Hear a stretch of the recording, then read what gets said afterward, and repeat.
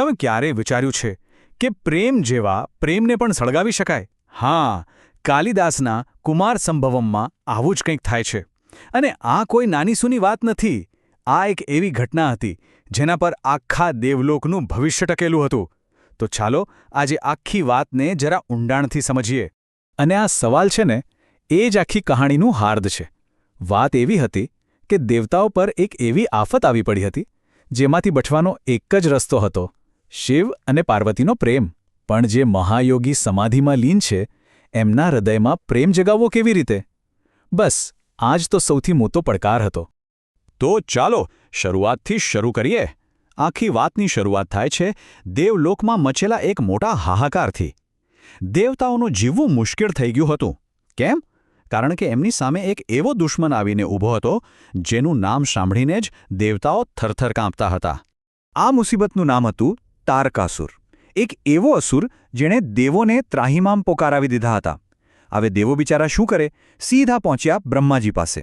બ્રહ્માજીએ ઉપાય તો બતાવ્યો, પણ એ ઉપાય તો સમસ્યા કરતાં પણ મોટો હતો. ભવિષ્યવાણી એવી હતી કે શિવ અને પાર્વતીનો જે પુત્ર થશે એ જ તારકાસુરનો વધ કરી શકશે. હવે વિચારો, આનો મતલબ શું થયો? આનો સીધો મતલબ એ હતો કે કોઈકે જઈને બ્રહ્માંડના સૌથી મોટા યોગી મહાદેવ શિવની તપસ્યા તોડવી પડશે. કોણ કરશે આ હિંમત? હવે સવાલ એ હતો કે આવું અશક્ય કામ કરે કોણ? કોનામાં એટલી હિંમત હતી કે જે મહાદેવની સમાધિ ભંગ કરી શકે? ત્યારે દેવતાઓને એક જ નામ યાદ આવ્યું, એક એવી શક્તિ જે પથ્થરમાં પણ પ્રાણ પૂરી શકે. અને એ હતા પ્રેમના દેવતા કામદેવ.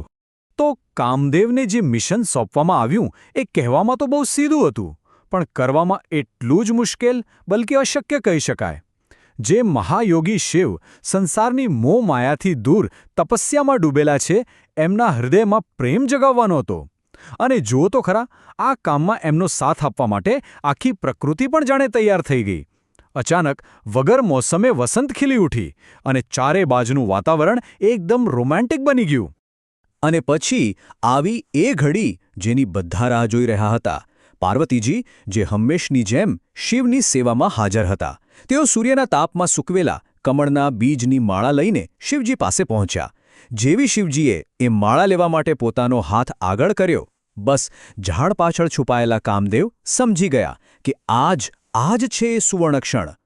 અને તરત જ કામદેવે પોતાના ભાથામાંથી પોતાનું બ્રહ્માસ્ત્ર કાઢ્યું. એનું નામ હતું સંમોહન. એક એવું અમોઘ બાણ જેનો વાર ક્યારેય ખાલી ન જાય. અને આ એક જ બાણ પર આખા દેવલોકનું, આખા બ્રહ્માંડનું ભવિષ્ય ટકેલું હતું. હવે અહીંયા ધ્યાન આપજો, કામદેવે હજી બાણ છોડ્યું નથી હો, ફક્ત ધનુષ્ય પર ચડાવ્યું છે. પણ એ સંમોહન બાણ એટલું શક્તિશાળી હતું કે એની અસર તરત જ આખા વાતાવરણમાં ફેલાઈ ગઈ. અને એની અસરથી જેમના મનને કોઈ હિમાલય પણ ડગાવી ન શકે એવા અડગ મહાદેવ શિવ પણ એક પળ માટે વિચલિત થઈ ગયા. અને અહીં કાલિદાસ જે વર્ણન કરે છે ને, એ ખરેખર અદ્ભુત છે. એ શિવના મનમાં થયેલી એ નાનકડી હલચલને ચંદ્ર ઉગવા પર સમુદ્રમાં આવતા ભરતી ઓટ સાથે સરખાવે છે. જેમ વિશાળ સમુદ્ર પણ ચંદ્રને જોઈને ઉછળે છે, બસ એવી જ રીતે શિવનું સ્થિર મન પણ એક ક્ષણ માટે ડગી ગયું. એ બાણની જ અસર હતી કે શિવની નજર સીધી પાર્વતીના ચહેરા પર જ જઈને અટકી. અને પાર્વતીજી પણ શિવના એ ભાવને સમજી ગયા. એમની આંખોમાં પણ સ્વીકૃતિ હતી. એક પળ માટે, ખરેખર બસ એક પળ માટે તો એવું જ લાગ્યું કે વાહ, કામદેવનું કામ તો થઈ ગયું, મિશન સફળ રહ્યું. પણ આ શાંતિ તોફાન પહેલાંની શાંતિ હતી. એ વિચલન તો માત્ર એક પળનું હતું.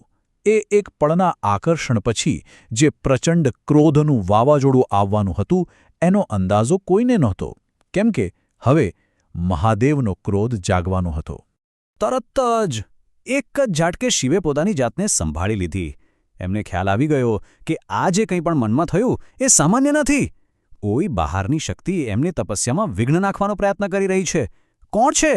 બસ આ જાણવા માટે એમણે ચારેય દિશામાં પોતાની દૃષ્ટિ ફેરવી. અને ત્યાં જ એમની નજર પડી કામદેવ પર, જે એકદમ તૈયાર ઊભા હતા. ધનુષ્ય ખેંચેલું, બાણ ચઢાવેલું, નિશાન સાધેલું. બસ બાણ છૂટવાની જ વાર હતી. સમજો કે ગુનેગાર રંગે હાથ પકડાઈ ગયો. અને પછી જે થવાનું હતું એ બ્રહ્માંડની સૌથી ભયંકર, સૌથી વિનાશક શક્તિ દ્વારા થવાનું હતું. એ હતું શિવનું ત્રીજું નેત્ર.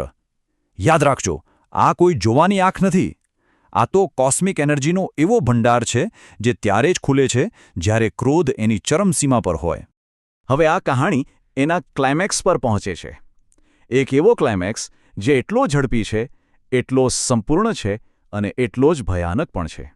પોતાની તપસ્યા ભંગ થયેલી જોઈને શિવનો ચહેરો ગુસ્સાથી લાલચોળ થઈ ગયો.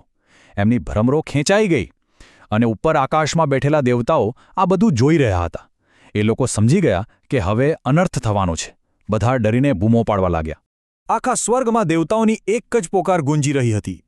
પ્રભુ, શાંત થાઓ, તમારા ક્રોધને રોકો પ્રભુ, રોકો. પણ એમની આજીજી સાંભળે કોણ? બહુ મોડું થઈ ગયું હતું. દેવતાઓના શબ્દો એમના મોંમાં જ રહી ગયા. એ પહેલાં જ શિવના ત્રીજા નેત્રમાંથી અગ્નિનો એક એવો ભડકો નીકળ્યો કે એક જ પળમાં, એક જ ક્ષણમાં પ્રેમના દેવતા કામદેવ રાખ થઈ ગયા. ચારે બાજુ એકદમ સ્મશાનવત શાંતિ છવાઈ ગઈ. અને અહીંયા જ આખી વાતનો સૌથી મોટો સવાલ ઊભો થાય છે. એક રીતે જોઈએ તો કામદેવનું મિશન સફળ થયું, ખરું ને? કારણ કે શિવના મનમાં પ્રેમની ચિનગારી તો એમણે જગાવી જ દીધી, પણ એની કિંમત એમણે પોતાના જીવથી ચૂકવી. તો આ ઘટના આપણને વિચારવા પર મજબૂર કરે છે કે શું દેવતાઓનું ભવિષ્ય બચાવવા માટે ખુદ પ્રેમના દેવતાનું બલિદાન જરૂરી હતું? શું એમના આ ત્યાગ વિના શિવ અને પાર્વતીનું મિલન અને દેવતાઓનું કાર્ય ક્યારેય પૂરું થઈ શક્યું હોત? આ સવાલનો જવાબ કદાચ